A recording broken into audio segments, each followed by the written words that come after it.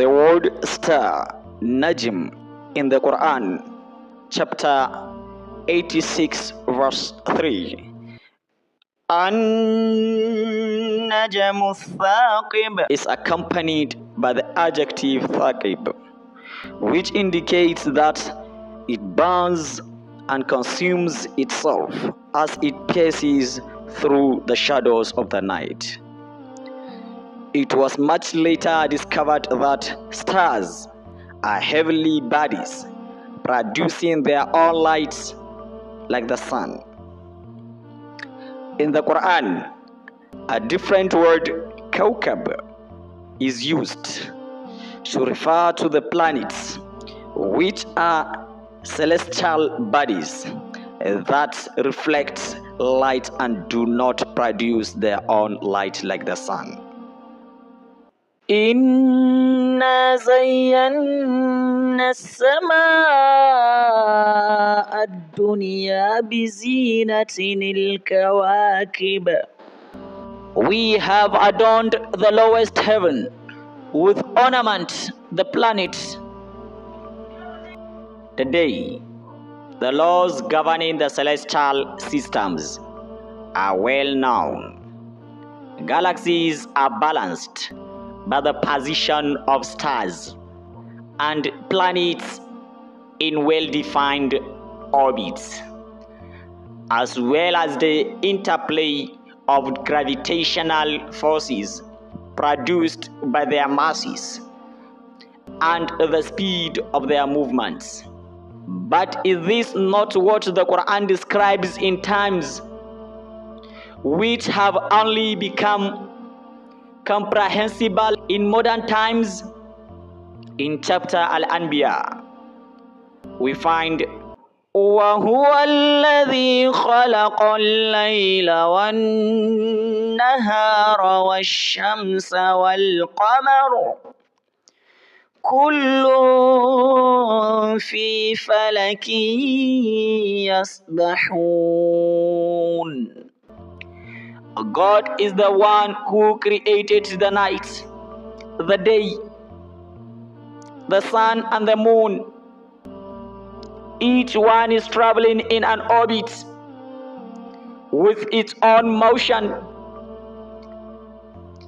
Quran chapter 21 verse 33. The Arabic word which expresses this movement is the verb yasbahun, which implies the idea of motion produced by a moving body, whether it is the movement of one's legs, running on the ground, or the action of swimming in water. In the case of celestial body, one is forced to translate it according to its original meaning as to travel with its own motion. The Quranic description of the sequence of day and night would in itself be rather commonplace, were it not that it is expressed in terms that are today appropriate. The Quran uses the verb 𝘐𝘭𝘪 in chapter Az-Zumar to describe the way the night winds or coils itself around the day and the day around the night.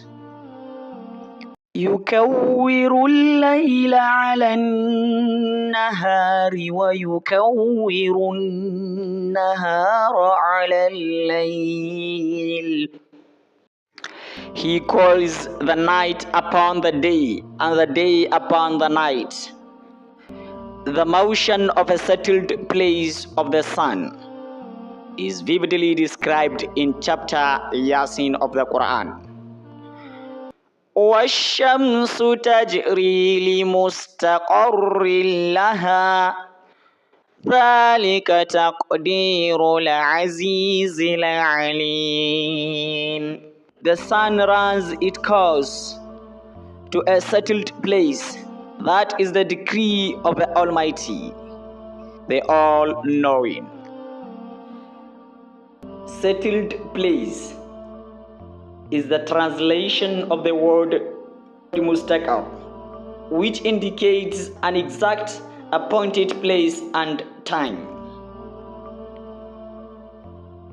Modern astronomy confirms that the solar system is indeed moving in space at a rate of 12 miles per second.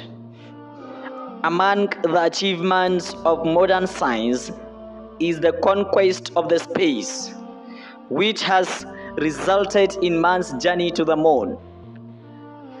The prediction of this event surely springs the mind when we read the chapter Ar-Rahman in the Quran.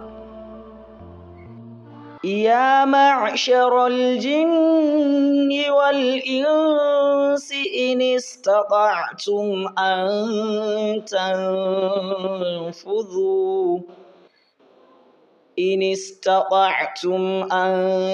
تنفذوا من أقطار السماوات والأرض فانفذوا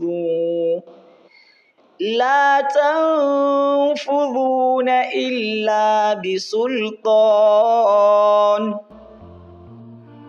O assembly of jinns and men, if you can penetrate the regions of the heavens and the earth, then penetrate them. You will not penetrate them except with authority.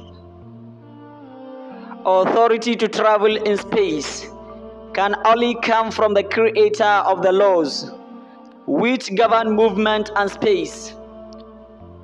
The whole of this Quranic chapter invites humankind to recognize God's beneficence. Let us now return to the earth to discover some of the many amazing statements contained in Quranic reflections about our own planet. They deal not only with the physical phenomena observed here on earth, but also with details concerning the living organisms that inhabit it, as in the case of everything we have discussed so far. We shall see that the Quran also expresses concepts in the field of geology that were way ahead of those current at the time of its revelation. Please forgive me when I'm lost and found.